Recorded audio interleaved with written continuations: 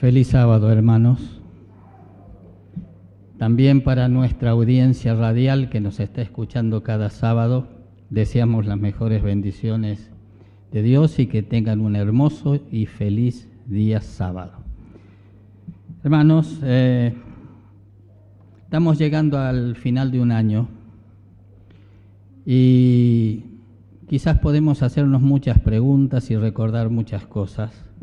Solamente yo voy a pretender en esta mañana tratar de recordar lo que es el corazón de nuestra iglesia en la predicación del Evangelio a todo el mundo. Y cuando hablamos del Evangelio a todo el mundo, no podemos menos que relacionar la segunda venida de Jesús, la gran esperanza. Juan capítulo 14, un texto tan conocido, pero que encierra en sí toda la esperanza que como cristianos podemos tener para aquel día. Dice allí, no se turbe vuestro corazón, o sea, no tenga miedo, no se turbe vuestro corazón. ¿Creéis en Dios? Creed también en mí, dice, porque en la casa de mi Padre muchas moradas hay. Y si me fuere y aparejare lugar, vendré otra vez, para que donde yo estoy, vosotros también estéis. Y hermanos, esto lo estaba diciendo Jesús para tratar de afianzar su seguridad hasta que Él volviera por segunda vez. Y me gusta relacionarlo con Hechos capítulo 1, versículo 11. El Hechos capítulo 1, versículo 11, cuando Jesús se iba hacia el cielo, se estaba despidiendo de esa multitud que estaba esperando junto con Él, y Él estaba dando los últimos mensajes a toda aquella gente. De pronto dice que empezó a elevarse y se empezó a perder hacia las alturas. Y la gente y los discípulos y los apóstoles que estaban allí, dice, estaban mirando que Jesús se iba y añorando su presencia. Y entonces dice allí en Hechos capítulo 11 que dos ángeles vestidos de blanco se le pusieron a la par de ellos y le dijeron: varones galileos, ¿qué estáis mirando al cielo? Si este mismo Jesús que es tomado, dice, de entre vosotros, así volverá como le veis irse al cielo. Hermanos, pensar en la segunda venida de Jesús, y cuando vemos la obra de la predicación del Evangelio, porque en Mateo capítulo 24 nos dice allí que el que perseverare hasta el fin, éste será salvo, porque será, dice, predicado este Evangelio del reino a todo el mundo, por testimonio a todas las naciones, y entonces, dice, vendrá el fin. Hermanos, cuando pensamos en el Evangelio a todo el mundo, no podemos menos que pensar en el cumplimiento profético para la predicación del Evangelio a todo el mundo. Jesús dijo cuando fuese predicado este Evangelio. ¿Qué quiso decir con este Evangelio? Jesús sabía, y nosotros también lo sabemos, que vendría un tiempo de apostasía cuando el Evangelio sufriría deformaciones en su predicación y en sus objetivos. Entonces Jesús dice, no, vendrá un tiempo de apostasía cuando no sufrirán la sana doctrina. Y entonces dice, será predicado este Evangelio, el de sus días, el que Él predicaba, el que predicaban los apóstoles en las distintas epístolas, cuando esta verdad sea predicada en el fin de los tiempos, para restaurar la verdad que fue echada por tierra, entonces, dice, vendrá el fin. Hermanos, cuando vemos la obra de la iglesia en todo el mundo, esta iglesia que surge, este movimiento que surge como cumplimiento de los 2300 años de la profecía que va desde el año 457 a.C. hasta el año 1844, cuando Dios escoge un puñadito de gente. ¿Ustedes recuerdan cuántos fueron los primeros miembros de la Iglesia Adventista? ¿Alguien recuerda? ¿Cuántos eran? Cuando leemos la historia denominacional, ahí dice, eran 50 personas. 50 personas que estaban confiando en las promesas de Dios de su segunda venida y en el cumplimiento de los 2300 días, y como adventistas sabemos lo que ocurrió. ¿Recuerdan aquel chasco? ¿Recuerdan aquel chasco? Cuando era dulce en la boca pero que amargaría el vientre. Y le vuelve a decir entonces en Apocalipsis 10:10, dice, es necesario que ¿qué? Que otra vez, dice, prediques a muchos pueblos, naciones, tribus y lenguas. ¿Y qué es lo que había que predicar? El Evangelio eterno, dice, el Evangelio de los días de Jesús. Cuando este Evangelio sea predicado, dice, a todo el mundo, entonces vendrá el fin. Pero hermanos, sin embargo, no hemos hecho todo lo que el Señor esperaba que hiciéramos. Ya debiéramos estar en casa. Ya estaríamos en casa si hubiésemos hecho, dice el Espíritu Profecía, el trabajo que el Señor esperaba. Y el tema de esta mañana es justamente este, la segunda venida de Cristo, que es el corazón mismo del mensaje adventista del tercer ángel. Busquemos, hermanos, el Evangelio de San Lucas capítulo 3 y el último versículo. Lucas capítulo 3, el último versículo. Miren, las genealogías son realmente cansadoras e incluso aburridas, pero hay aquí una genealogía que es emocionante en su clímax.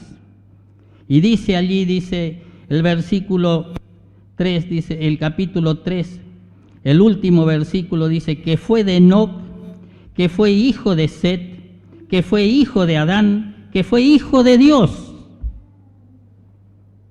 Hijo de Dios, el origen de nuestra existencia.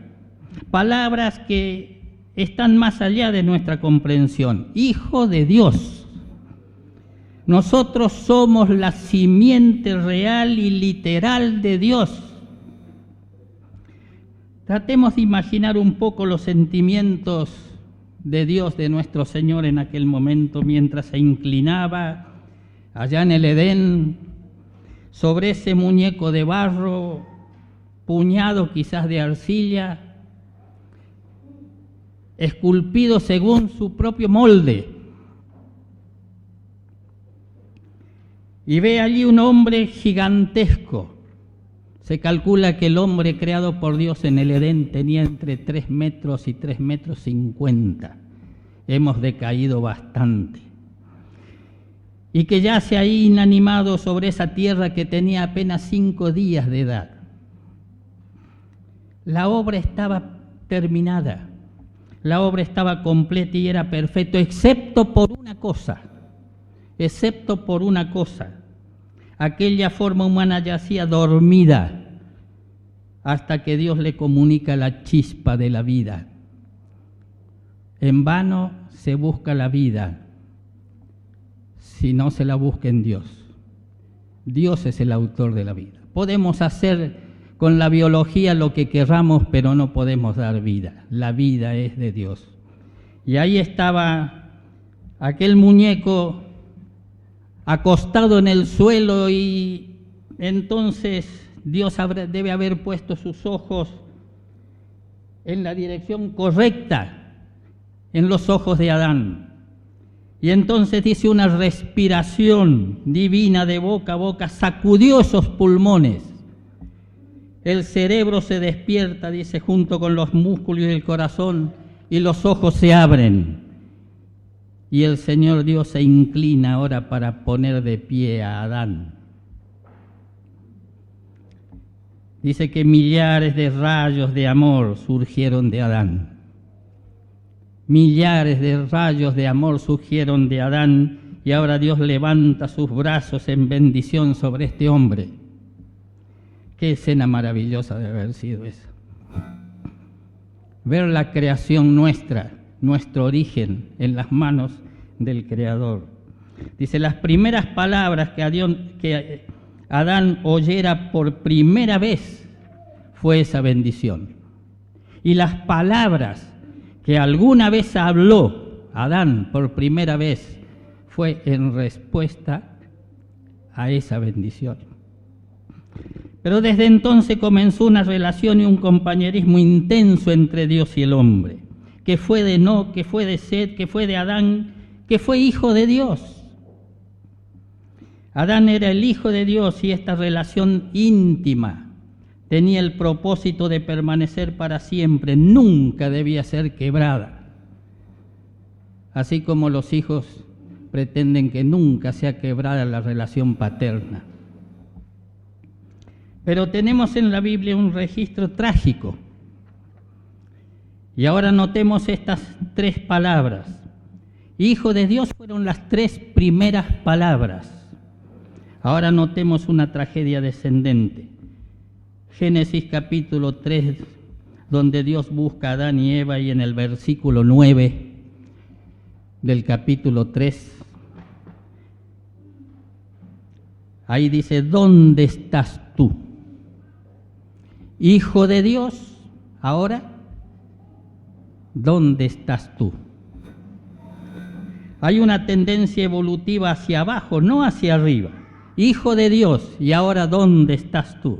Palabras trágicas que indicaban una tragedia, un drama. Tal vez el día más trágico después de la crucifixión de Jesús en la cruz haya sido el día en que entró el pecado y separó al hombre de Dios. Pensemos en el Creador y la criatura. Pensemos en el Padre y el Hijo. Pensemos en Dios y el hombre. Habían sido creados para vivir juntos y trabajar juntos, para comunicarse juntos. Y ahora una terrible separación entre Dios y el hombre. Hubo dos clases de separación. Una separación espiritual y una separación física. Es cierto que la separación espiritual se terminó con el plan de redención pagado por Jesús en la cruz. Es cierto. Pero yo anhelo el día cuando la separación física termine. Cuando podamos estar parados en la misma presencia de Dios y ver su rostro y responder como hijos de Dios. Los hombres que se han entregado desde Adán hasta ahora han contemplado con ansias que esa separación termine. Pablo lo dice más o menos de esta manera, de este modo, dice, ahora vemos oscuramente por un espejo. Podemos ver en forma pálida, oscura a Dios por su palabra. Pero Pablo esperaba el día que se termine y poder estar en la misma presencia de Dios. Pablo anhelaba el día que esto ocurriera. Y podríamos preguntarnos cuántos de nosotros ansiamos ver a Dios cara a cara. ¿Cuánto pensamos acerca de eso?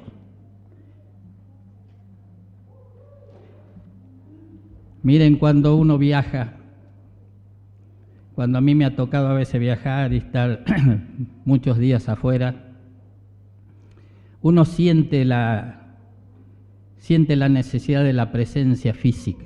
Es cierto que uno puede hablar por teléfono, es cierto que puede escribir cartas, pero uno anhela la presencia física, no ve las horas. Y me acuerdo que cuando tenía que sacar el pasaje de regreso, yo buscaba el viaje más corto, el que menos tardara. ¿Por qué? Porque estaba desconforme donde estaba, no. Pero yo quería estar en la misma presencia de mi familia, de mis hijos. Y hermanos, cuando ocurre esta separación entre Dios y el hombre, nosotros notamos esto, ¿no? La diferencia que hay entre escribir carta, entre hablar por teléfono y estar en la misma presencia. Ustedes notan esto. Si nuestra familia estuviese con nosotros en cualquier parte, estaríamos contentos. ¿Sí o no? Pero cuando estamos solos y separados, hay una necesidad de presencia. Y esa necesidad de presencia es la que Dios puso en nuestra creación para sentirnos parte de nuestro origen divino. Hermanos, ese mismo pensamiento tenían los discípulos. Ese mismo si Jesús no hubiese vuelto al cielo, ellos hubiesen querido estar con Jesús toda la vida, ¿o no? Eso es lo que ellos querían, es lo que ellos pensaban, estar con Jesús toda la vida. Pero cuando Jesús volvió, cuando Jesús se fue al cielo, ellos querían irse con Él. Ellos querían irse con Él al cielo donde estaba Jesús. Y hermanos, estamos igualmente emocionados nosotros, entusiasmados, deseosos de nuestro viaje para encontrarnos con Dios. Estoy tan ansioso de ver a Jesús como de ver a mi familia. Queridos hermanos, la ansiedad, dice, de cada uno de los que estamos en esta mañana aquí presentes, de ver venir a Jesús, debiera ser una ansiedad sin límites. Debiera ser una respuesta entusiasta de nuestro corazón si estamos enamorados de Dios, decía el pastor Shen. Para sentir la necesidad de la presencia de alguien hay que estar enamorado. Entonces él decía, hay que enamorarse de Dios para sentir la necesidad de su presencia. Y hermanos, esa es la esperanza del cristiano. Esto es lo que Adán contemplaba después que saliera de aquel lugar edénico. Cuando nació Caín, quizás Eva, entusiasmada, habría exclamado, he recibido un hombre del Señor. Y ella habría creído que ese era el Mesías que le fue prometido ahí mismo después que entró el pecado. Pero ella poco se daba cuenta de cuánta angustia estaba delante de ella todavía. Cuando ella pensó que ese hijo era su hijo salvador, llegó a ser su hijo asesino. Y por casi 1000 años, Adán y Eva esperaron al Señor.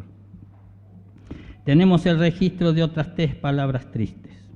Génesis capítulo 5, versículo 5.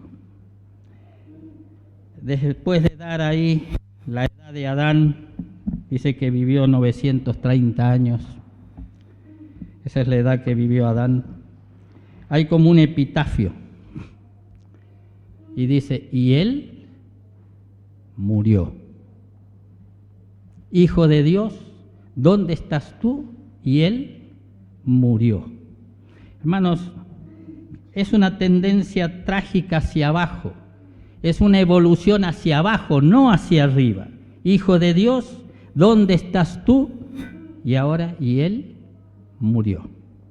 Posiblemente, hermanos, la vida de Adán y Eva fueron más tristes que cualquier otro padre de la tierra, porque ellos pudieron vivir para ver el resultado de su pecado, de su imposibilidad, y como hijos de Dios, de su desobediencia y de su irresponsabilidad.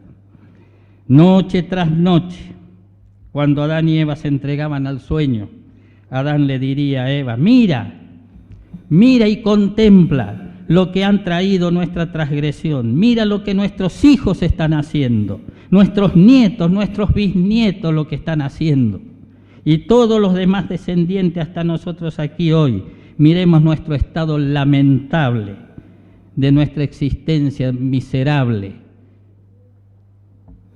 Cómo ansiaba Adán ver venir al Señor. Dice, y la llama de la esperanza del Mesías después de Adán siguió ardiendo en los hombres que se entregaban a Dios continuamente. Tal vez Moisés, que cuando llegaran a Canaán verían venir al Señor. Tal vez era la esperanza de Moisés, que al llegar a Canaán verían venir al Señor. Tal vez Isaías, al escribir las palabras de Isaías 7:14, el nacimiento de un hijo, el principado sobre su hombro, y llamándose admirable, consejero, Dios fuerte, que ese iba a ser un acontecimiento de sus días, pensaría Isaías. Pero este deseo y este anhelo siguió ardiendo a través del tiempo. Multitudes murieron con la esperanza de ver venir al Señor, y la madre tierra fue herida con las tumbas de millares y millones de personas. Y muchos habrán estado tentados a decir con el profeta Ezequiel en el capítulo 12, 22, dice, los días se alargan y fracasa toda visión. Pero vino un día, en el cumplimiento de los tiempos de Dios, vino un día en Belén de Judá, que nació un bebé, como nacen todos los bebés. Y no era otro que el mismo Señor que alentó el soplo de vida en las narices de Adán. Claro, su gloria estaba encerrada en la carne humana. Sin embargo, aquí estaba el Señor. Aquí estaba aquel de quien David hablaba en los Salmos.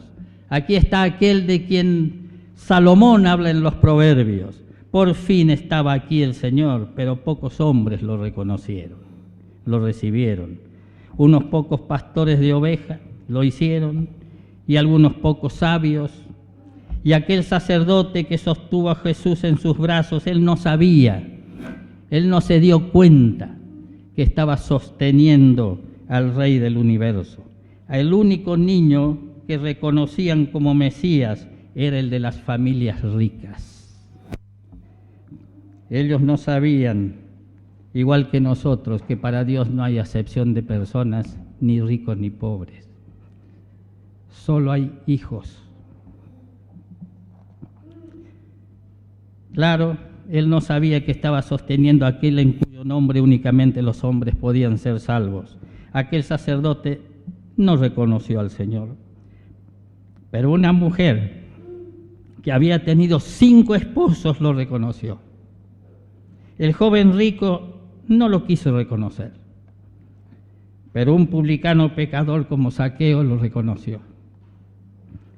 Caifás, el sumo sacerdote, no lo quiso reconocer, pero una mujer cananea de las costas de Tiro y Sidón lo reconoció. Jesús caminó alrededor de 160 kilómetros para encontrarla. En general, los ricos no lo reconocieron, pero unos pocos pescadores pobres lo reconocieron. Qué día emocionante fue para ellos creer que ahora estaba el Mesías, que se habían encontrado con el Señor, pero también qué quebrantamiento de corazón cuando al poco tiempo vieron crucificado a su Dios. Qué experiencia trágica mirar a aquel soldado clavar una lanza en el costado del Señor. Entonces ellos volvieron a Jerusalén desanimados, completamente desanimados, rechazados, y se sintieron ellos mismos rechazados. Pero unas pocas horas más tarde, qué alegría cuando el Señor resucitó. Otra vez de nuevo, nuevamente en la presencia del Señor, la tristeza se transformó en alegría. Mientras estuvieron allí sobre el monte de las Olivas, escuchando ahora las últimas palabras del Señor, al darle su discurso de despedida, Hechos capítulo 1, versículos 9 al 11, para después comenzar a subir a los cielos, entonces aparece los 2 ángeles para decirle a aquellos hombres de Galilea, ¿qué estáis mirando con tristeza el cielo? Si este mismo Jesús, que es tomado de entre vosotros arriba, dice, así volverá como le veis ver irse al cielo. Hermanos, aquellos discípulos no querían que Él se fuera, pero Jesús se fue. Pero prometió volver. Se sentían sin Él, habrán esforzado quizás la vista hasta el último vestigio de su presencia, como lo hubiésemos hecho cualquiera de nosotros si hubiésemos estado allí. Y con la tristeza y a la vez con la alegría de la promesa de que volvería, aquellos 2 ángeles, los mismos ángeles que habían sido los custodios y guardianes durante la vida de Jesús, separaron justo a estos hombres. Oh hombres de Galilea, oh hombres de aquí de Neuquén, ¿qué estamos mirando al cielo? Si este mismo Jesús que fue hacia el cielo, este mismo Jesús, no otro dice, este mismo Jesús volverá de nuevo, como le veis que se va al cielo. Hermanos, esto reanimó su coraje, fortaleció sus motivos y retornaron a casa jubilosos y predicaron la verdad de la venida del Señor en una forma tan realista, que todos aquellos cristianos de aquello que pensaron que Jesús iba a volver en sus días, al punto que San Pablo tuvo que hablar a los tesalonicenses y recordarle que Jesús no volvería sin que antes hubiese la apostasía de la verdad. Recordamos el capítulo 2 de 2 Tesalonicenses. Tuvo que aclararle porque todos esperaban que Jesús volviera en aquellos días. Y estas palabras eran duras y difíciles de aceptar, que Jesús no volviera en aquellos días. Los hombres más ancianos de la iglesia estaban aferrándose a esa idea y querían vivir para volver a ver a Jesús. Pero ellos murieron. Y vino entonces el largo periodo de las edades oscuras. Millares y millones esperaron y anhelaron que viniera el Señor. Y recordamos en algunos libros la historia de aquellos días, cuando el último pensamiento de Marte, mientras era quemado en la hoguera y se movían sus dedos incendiados, y entonces se lo escuchaba clamando: Señor, Señor, ¿cuándo volverás? Hermanos, vivimos aquí en este mundo y en esta época y en esta sociedad que, si bien no es lo que deseamos, sin embargo estamos tan acostumbrados a vivir aquí, tan acostumbrados, que podemos bien preguntarnos: ¿realmente queremos que venga el Señor? ¿O queremos terminar alguno de nuestros planes primero? ¿Queremos realmente? Hermanos, hay algo que nos puede ayudar a sentir más realmente la venida del Señor. ¿Saben? Cuando uno va al cementerio, personalmente no me gusta,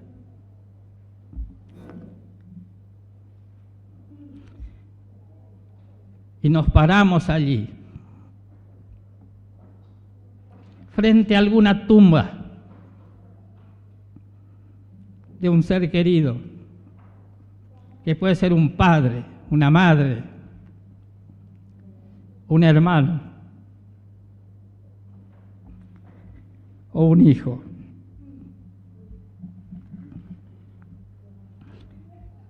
Hermanos, entonces cuando estamos parados allí, al lado o al frente, la segunda venida de Jesús se hace más real.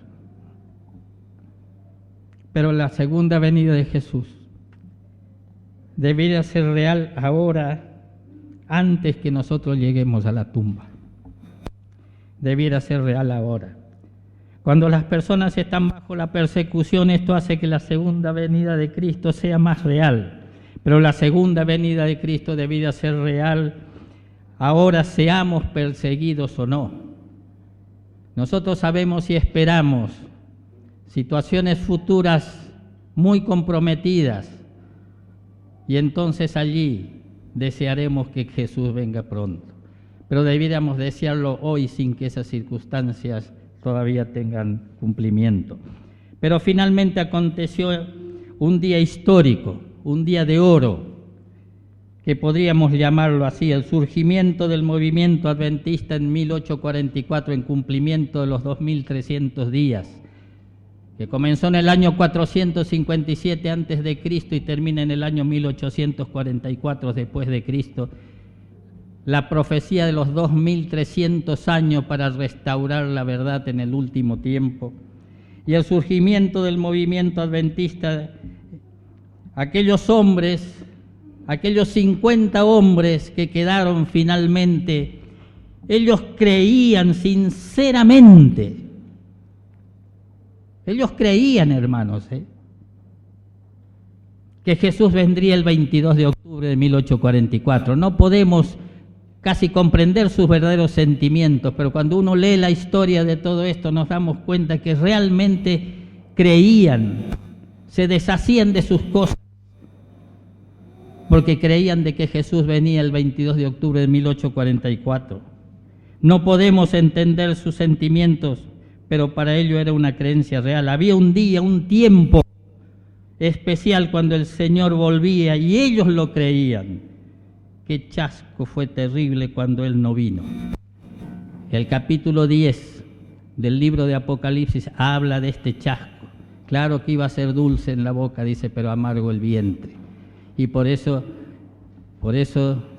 en la profecía dice, otra vez tendrás que predicar a todo el mundo, a toda nación, a toda tribu y a toda lengua la verdad restaurada. Hermanos, ese chasco, hermanos, fue cuando Él no vino. Y hermanos, pensemos por un momento, si nosotros, pensemos por un momento, hermanos, si nosotros creyésemos, escuchen bien, si nosotros creyésemos realmente como ellos creían en aquel tiempo, que Jesús vendría esta noche a las 12 de la noche, si realmente lo creyésemos, hermano, si estuviésemos realmente convencidos de que Jesús viene esta noche a las 12 de la noche, hermanos, ¿cómo nos sentiríamos? ¿Qué pensaríamos si creyésemos realmente que Jesús viene esta noche a las 12 de la noche? Porque la Biblia dice que será en la mitad de la noche. ¿Qué pensaríamos? ¿Cómo actuaríamos? ¿Qué haríamos si realmente creyésemos que Jesús viene esta noche a las 12 de la noche? ¿Saben, mis queridos hermanos? Sinceramente creo que muchos de nosotros haríamos muy diferente de lo que estamos haciendo si realmente creyésemos que Jesús viene esta noche a las 12 de la noche. Pero vendrá un día. Hoy es el 16 de diciembre del año 2017. El mundo todavía vive, la lluvia sigue cayendo, el sol sigue brillando, el viento sigue soplando, la gente sigue la rutina de la vida, la gente muere, los niños nacen, los ojos sonríen, los ojos lloran, se compra, se vende, se trabaja, se construye, se hacen estallar rocas, se sigue navegando, la vida y la existencia siguen este ritmo. A veces tenemos enfermedades, hay tiempos de angustia y hay tiempos de alegría, y podríamos seguir en este sentido en todas las escalas de las emociones humanas. Y algunos de nosotros como adventistas nos preguntamos, ¿cuándo vendrá el Señor? Nos preguntamos, ¿se blanquearán nuestros cuerpos, nuestros huesos al sol en el desierto de la vida como el pueblo de Israel? ¿Cuándo cruzaremos el Jordán? ¿Cuándo se cumplirán las palabras de aquellos dos ángeles? Que este mismo Jesús que era tomado arriba volverá así como le veis irse al cielo. Hermanos, ¿cuándo? Este mismo Jesús, dice, vendrá de la misma manera que le habéis visto ir. ¿Y cuándo podremos decir como Felipe de Natanael, hemos encontrado al Señor, hemos encontrado al Mesías? ¿Cuándo se cumplirán las ambiciones de Adán que anhelaba ver venir al Señor antes que Él muriera? Y durante 1000 años, casi 1000 años, tuvieron esta esperanza. ¿Cuándo se cumplirán las palabras que Jesús dijo a Caifás, aquel sumo sacerdote? Dice, en adelante le dijo Jesús, veréis al Hijo del Hombre venir en poder en las nubes de los cielos. Aquellas palabras eran una promesa a Caifás, pero también eran una promesa para cada uno de nosotros. Hermanos, el Señor vendrá. Yo no sé cómo sentimos su segunda venida hoy. Yo no lo sé, pero no tenemos derecho o no tendríamos derecho de estar sentados aquí en esta mañana. Estaríamos completamente equivocados de estar aquí, porque ya debiéramos estar en casa. Habríamos estado si la Iglesia hubiese vivido como debía vivir, si hubiésemos testificado como tendríamos que testificar.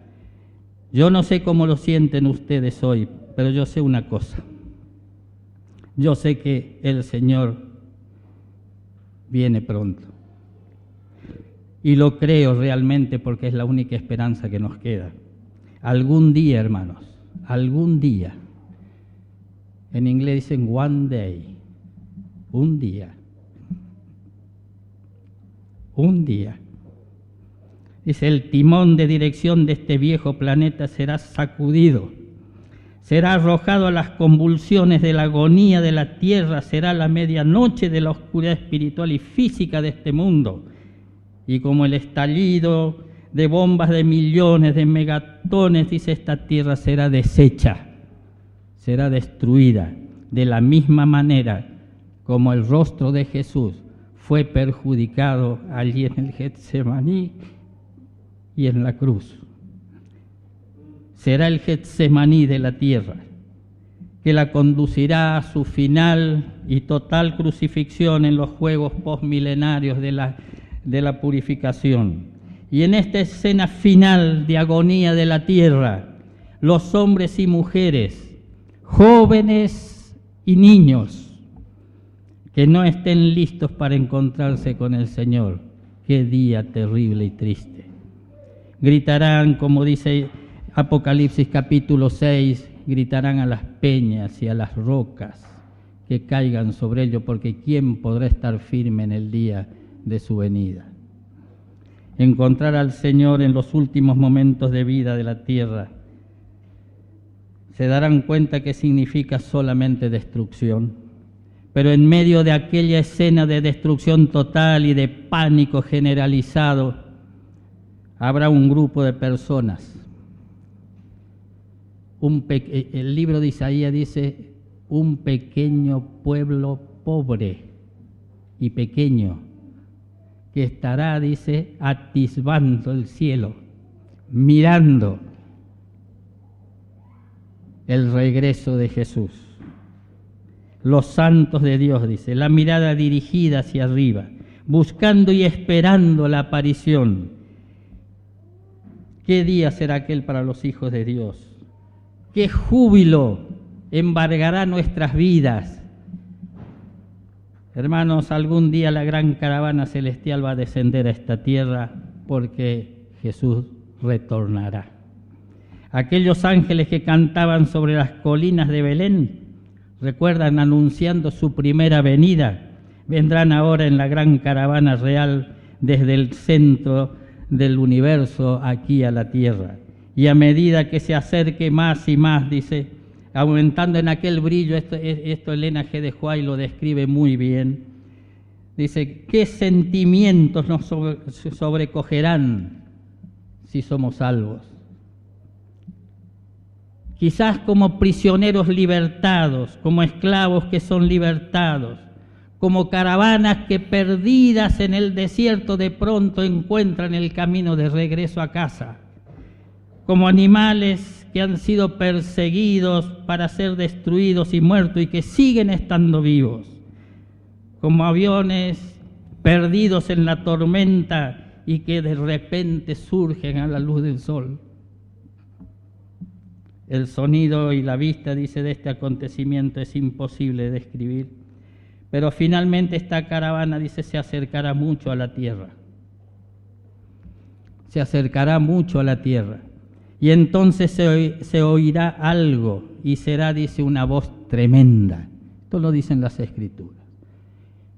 y será una voz tremenda, tal vez dice como el sonido de 1.000.000 de trompetas que gritará: despertad, despertad los que estáis dormidos en el polvo de la tierra.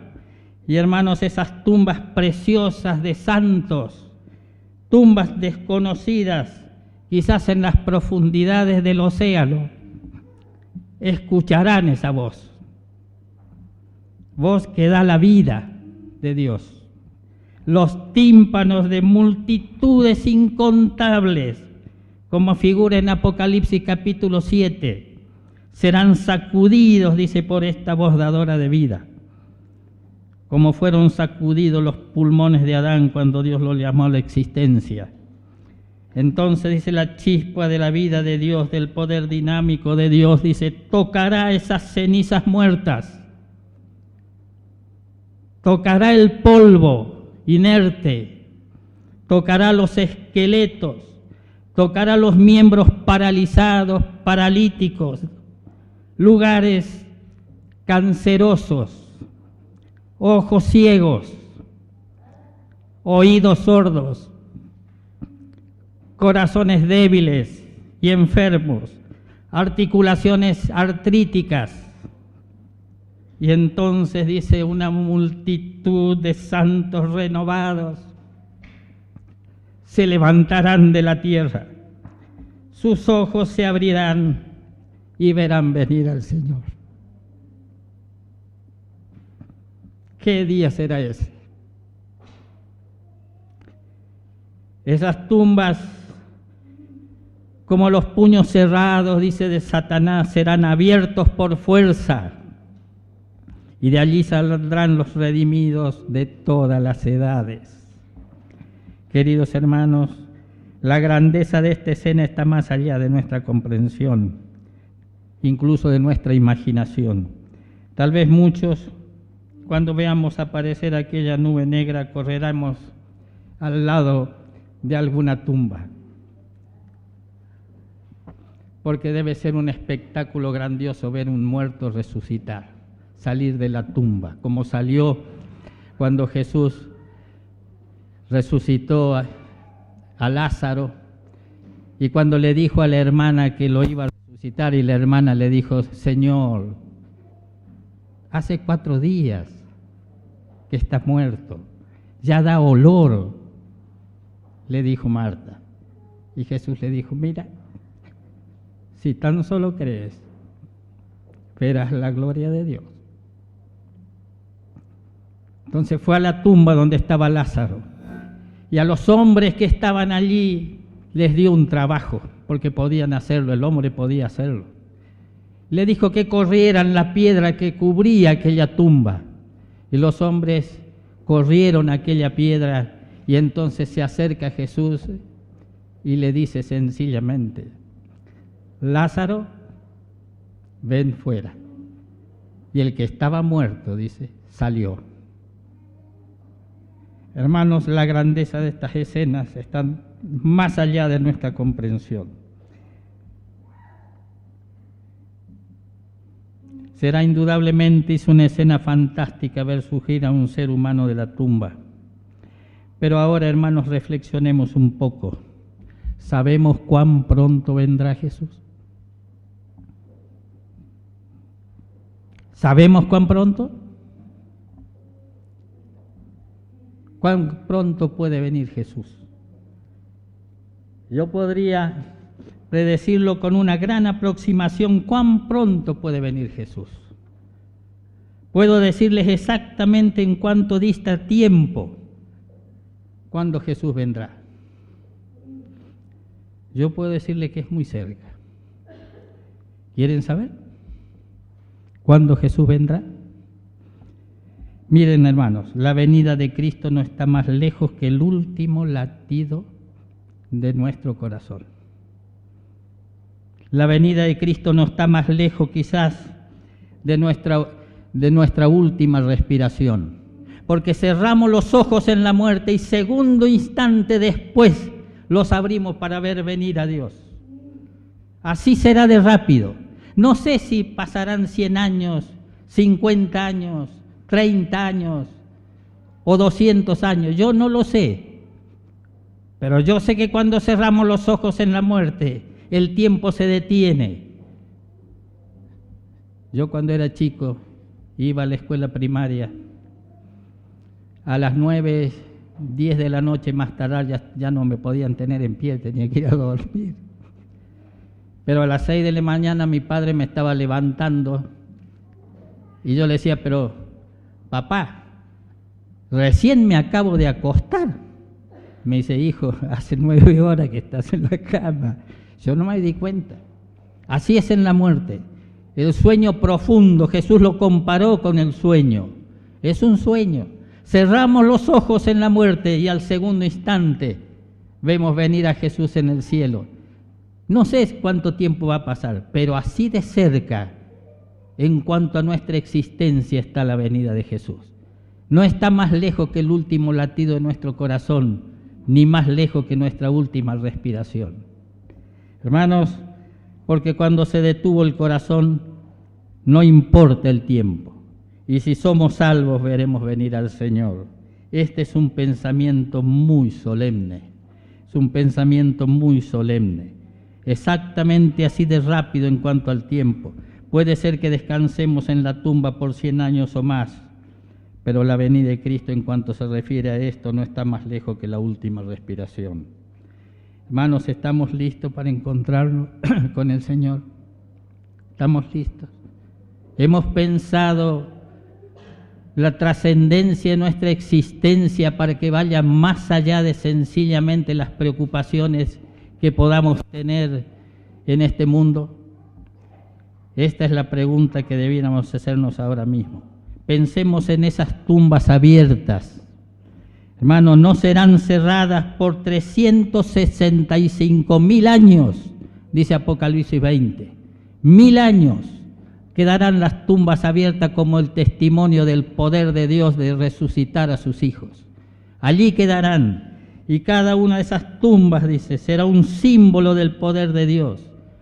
Y el enemigo que estará acá podrá ver en esas tumbas y tropezará, dice, con ellas, y cada una de ellas proclamarán el poder de Dios que da vida. Proclamarán, oh muerte, ¿dónde está tu aguijón? Oh sepulcro, tu victoria. San Pablo lo define de esa manera en 1 Corintios 15, 55. ¿Dónde está, oh muerte, tu aguijón, oh sepulcro, tu victoria? Dice, porque la muerte será sorbida por la vida.